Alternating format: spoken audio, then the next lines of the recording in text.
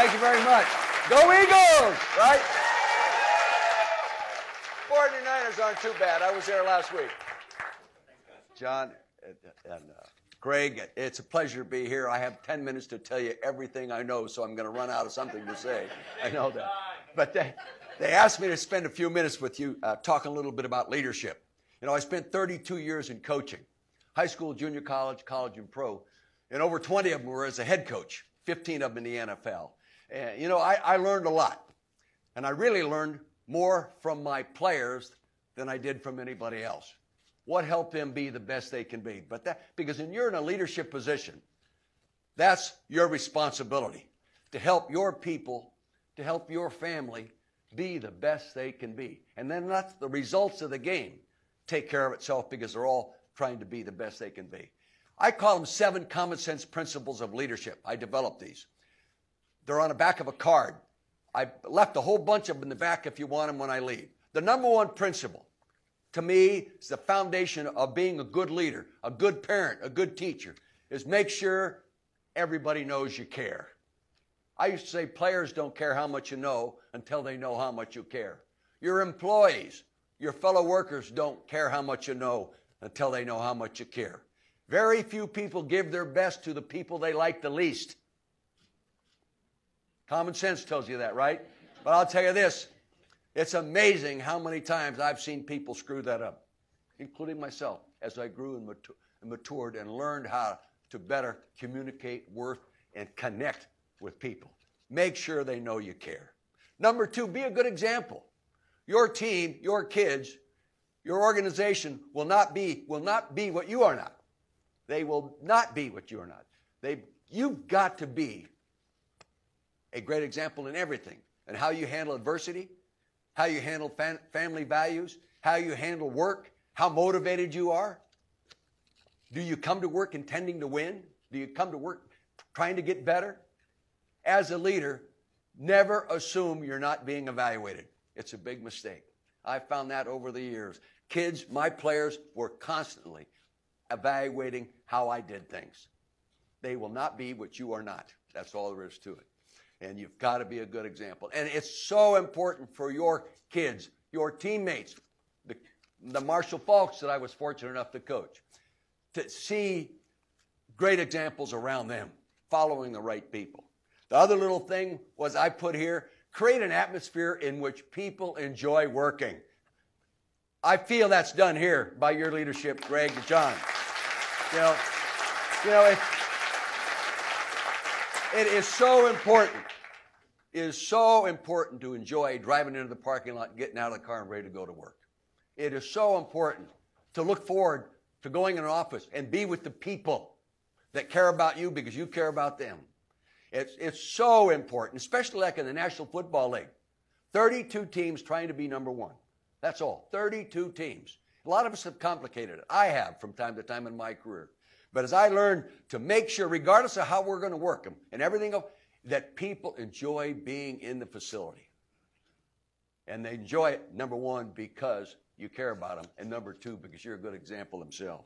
Number 4, define why they're coming in the office. Define, delegate, then lead. You know, how are you going to know where you're going when you get there if it isn't defined in a plan? I was just instructed. Greg told me about, boy, the end of the year is critical for you people because everyone comes on the last part of the year, gets after you, and really puts the pressure on you. Well, I promise you, you have a defined plan to how to get it done. It won't be an impromptu.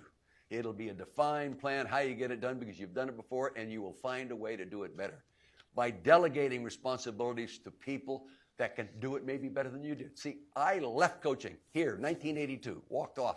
Out of coaching because I could not delegate properly. I was so insecure myself, I felt I had to do it all myself. I had to make every decision. So to do that, because I was also in charge of personnel and everything else, the general manager of those people, I had full control. So you stay up all night because you wouldn't ask somebody else to do it. Dumb? Okay, dumb. I learned that. Yeah.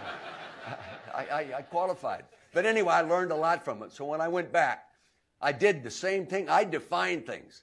But I learned to delegate. Delegation is not a sign of laziness. It's a sign of self-confidence. It's a sign that you trust people. And boy, when you trust the right people, it's amazing how much better you get. The other thing is bring energy. Number 5, bring energy to the workplace. Come to work. You know, hard work is not a form of punishment. There are people that think it is, really. Especially in the football world. Marshall Faulk. Boy, I'll tell you, when he first came with us, he said, he was disappointed he got traded to the Rams because we practiced against them when he was at the Colts. And when we'd finish our team practices, they would go in and I'd keep my team out and practice some more. And he goes, oh my God, I'm going to the Rams where they do that? But he found out what that kind of work does for you. You get better. There's no way you get better by working less. No way, not possible. Bring energy to the workplace. Be willing to work. Now, I'm sure that your leadership is a great example of that. But if you want your team to work, you've got to be a worker. You know, again, hard work is not a form of punishment, nor is fatigue an enemy. It's an ally. It's an ally. And I tell you, I convinced Eagles of that. When we get together, Wednesday night I'll have dinner with Frank LeMaster, okay, one of my linebackers. Normally, the first part of any conversation will be how hard we worked in training camp. You know, years later, they're still thinking about it. They're still thinking about it. And you know, but they think about it with great pride because they did make a commitment to get better. I just had the opportunity yesterday to watch a movie that won't be out until January called Lone Survivor, Navy SEAL thing. Riveting, riveting, riveting, riveting. You talk about work. You talk about pride. You know, not everybody wants to work. Fine. Get them a job with your enemy. Get them a job with your... Give them a great recommendation. Number 6, build relationships as you implement your vision, your values, and your process. Build relationships. People ask me all the time, Coach, what do you miss? Do you miss it? I said, oh, yeah, I miss. I don't miss the bad days. I don't miss the losing. I don't miss the headaches, but I miss the relationships. When you work like you do, with you people coming to work every day, you're bound to develop some very positive relationships. The more intense the world you're in, the deeper and more sincere the relationships are. Really true. For those of you guys that have already been in the military or been on different teams, you know what I'm talking about. But I miss the relationships. And relationships, believe this or not, in the NFL, when I see Marshall Faulk, you know what the first thing he does? He gives me a kiss on the cheek. He says, Coach, you're the only man I ever kissed. That's what he said. Relationships. Relationships. I have no problem telling a kid that I really know well, I love you, buddy. I love you. Now, it's not the same kind of love you have for your wife and your own kids, but it's deeper than just the word respect reflects. And I can't think of another word between reflect and love that means what I want to say to that guy. You know, it's amazing. Most of the phone calls I get from connections with players that I've coached. Saturday, I was in San Francisco at Hillsdale High School reunion. 12 of my championship kids were there. They were all starters, good players. 2 of them went to Stanford. All right. Whenever I get a message from them, the last thing on the message says, love you, Coach. Either phone or email or letter. Love you, Coach. And it's amazing how infectious that and how meaningful that becomes. Build relationships as you work. It adds up. See, I wanted to, and sometimes they just happen. I wanted the fourth quarter to mean more to my guys than the people we were trying to beat.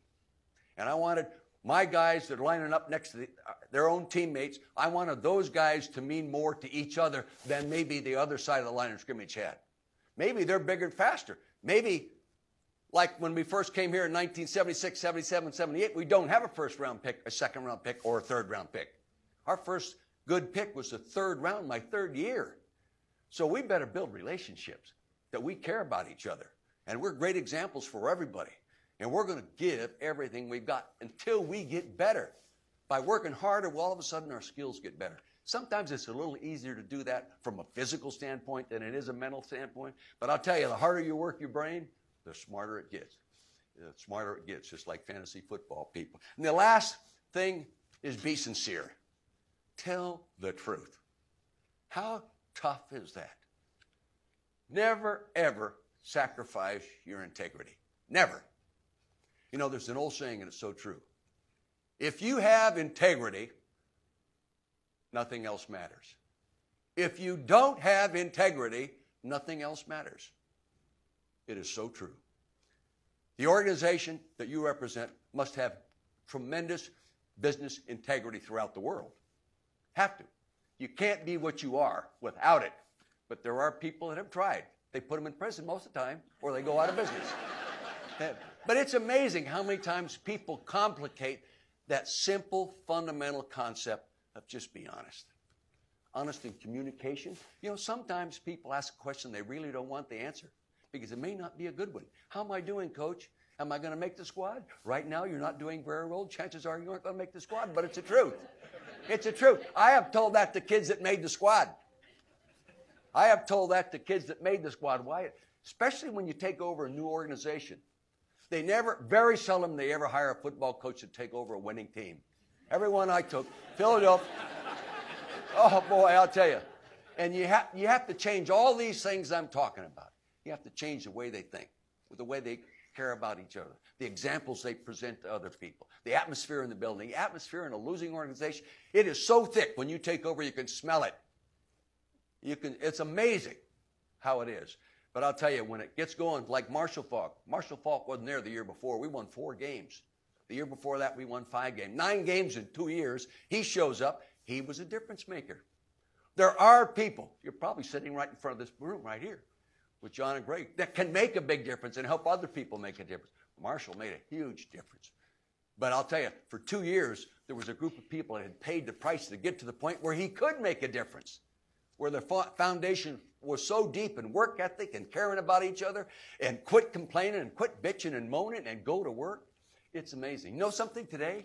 You cannot do what we did. The union, through contract negotiations for the settlement, for the 10-year agreement, the players got total control of practice times, amount of times you can wear pads and all that kind of stuff.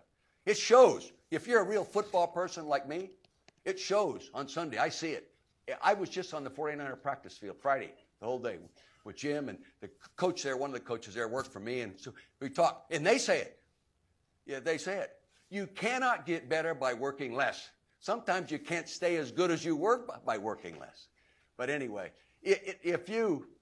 whenever I consistently operated within these principles, we ended up being a halfway decent football team and a halfway decent organization, and hopefully a pretty darn good family, because I try to raise my family the same way. They carry over into everything you do. Number 1, make sure they know you care. Well, number 2, what? Be a good example. Number 3, create an atmosphere in which people enjoy living and working in. Define, delegate, then lead. 5, bring energy. Come to work. Not hard to do. Just come to work. Make up your mind to build relationships and be sincere. 7, common sense principles. I call them common sense principles because common sense is not always common practice. Remember that. I left these little cards on the back. If you'd like to take one, they're yours. It's a good reminder once in a while. In fact, every once in a while, my wife will come when I do a full-scale presentation of these concepts, and she'll say, you know, bring them home with you the next time, you know. Thank you very much. John, Greg? Thank you. Thank you.